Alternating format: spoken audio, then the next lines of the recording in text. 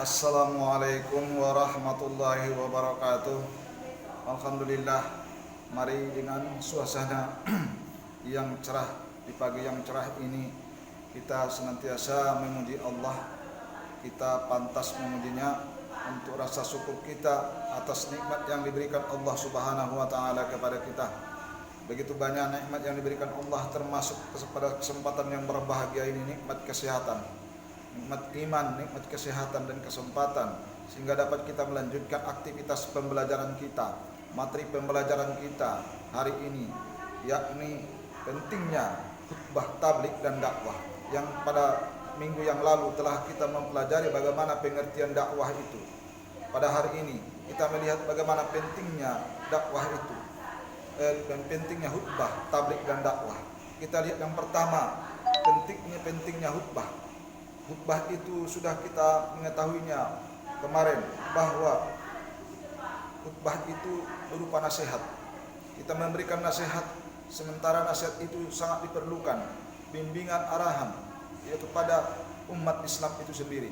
Maka setiap sekali dalam seminggu, khususnya khutbah Jumat, akan kita adakan, akan dibuat di dalam beribadah. Maka pada saat itu seorang khatib akan memberikan khutbahnya kepada para jamaah. Jadi khutbah itu seorang khatib dia harus memiliki kedudukan yang agung dalam syariat Islam. Jadi khutbah memiliki kedudukan yang agung dalam syariat Islam. Kedudukan agungnya itulah karena melihat pentingnya khutbah itu untuk memberikan arahan, pembelajaran, memberikan nasihat kepada umat Islam itu sendiri. Jadi kalau kita lihat yang harus dimiliki oleh seorang khatib, karena begitu pentingnya khutbah tadi, seorang khatib harus memiliki syarat-syarat hal-hal yang harus dimilikinya. Yang pertama, khatib itu memahami akidah, karena akidah itu adalah merupakan dasar agama kita.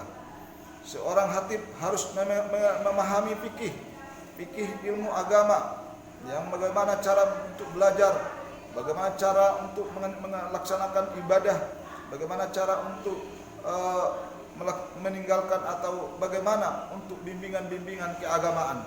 Jadi hukum fikih ini suatu hukum yang membicarakan tentang hukum-hukum, dalil-dalil, bagaimana hukum-hukum yang harus dilakukan, petunjuk cara melakukan ibadah di dalamnya. Yang ketiga, seorang khatib harus memperhatikan keadaan masyarakatnya. Apakah masyarakatnya menjadi masyarakat yang memang intelektual? Apakah masyarakat petani? Adakah masyarakat pedagang? Seorang khatib harus mengetahui hal yang demikian. Gunanya apa? Ketika dia berkhatib, melaksanakan khatibnya, khutbahnya, maka dia akan menjadi orang yang bisa memasukkan isi materinya kepada masyarakat yang dimaksud.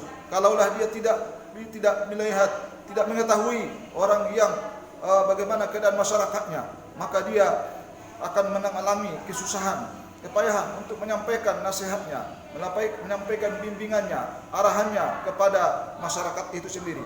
Jadi karenanya perlu untuk diketahui bagi seorang khatib untuk mengetahui bagaimana posisi keadaan masyarakatnya.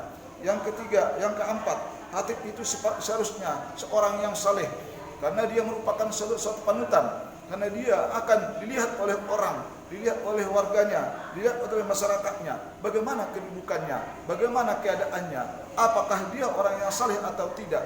Kalau bukan orang yang saleh, tentunya dia kurang baik sebagai panutan dalam kehidupan masyarakat. Tetapi dia harus menjadi orang yang saleh.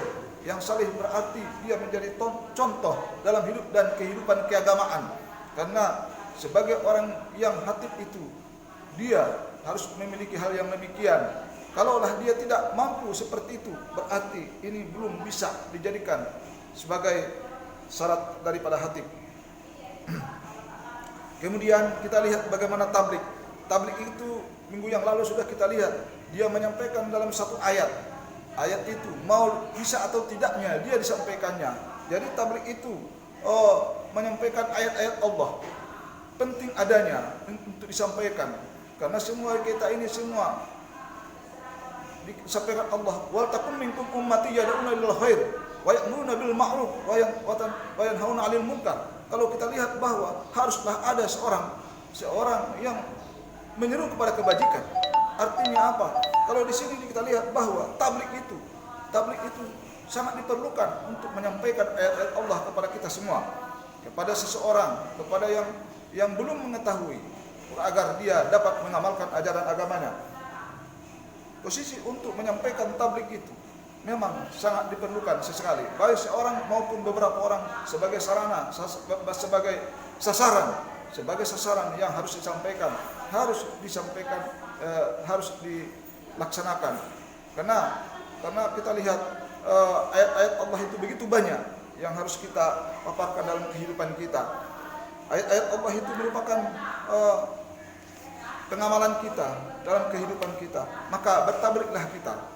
Seperti halnya yang kita bilang kemarin, salah satu contoh, dia mengatakan bahwa sembahlah Allah, mintalah kepadanya.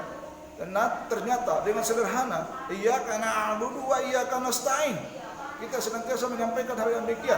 Lalu bagaimana keadaan kehidupan kita sehari-hari? Apakah kita laksanakan hal itu atau tidaknya? Maka ini dievaluasi dengan tablik kepada diri kita sendiri, tablik kepada orang lain.